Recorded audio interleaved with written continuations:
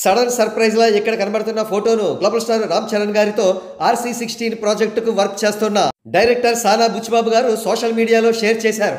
With in no time ఈ photos social మీడియాలో viral అయ్యాయి. రామ్ చరణ్ గారు, యంగ్ టైగర్ ఎన్టీఆర్ గారు ఇద్దరు కూడా ఒకే ఫ్రేమ్లో దర్శనం ఇవ్వడం పట్ల ఇద్దరు హీరోల అభిమానుల్లోనూ హర్షాతిరేకాలు వ్యక్తం అవుతున్నాయి.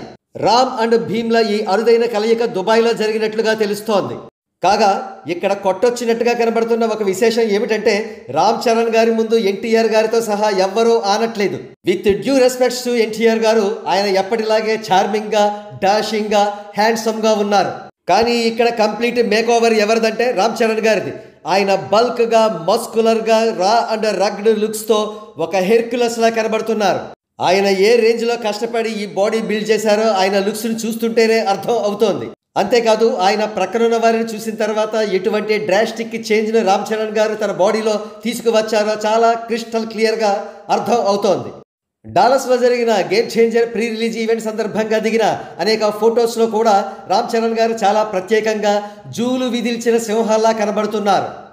కాగా రామ్ చరణ్ గారి ఈ very special make over RC16 project కోసమని ప్రత్యేకించి చెప్పనవసరం లేదు. ఆ సినిమాలో ఆయన ఆనాటి గొప్ప మల్లయోధుడు కోడి రామ్మూర్తి గారిని పోలి ఉండే పాత్రను పోషిస్తున్నారని సమాచారం.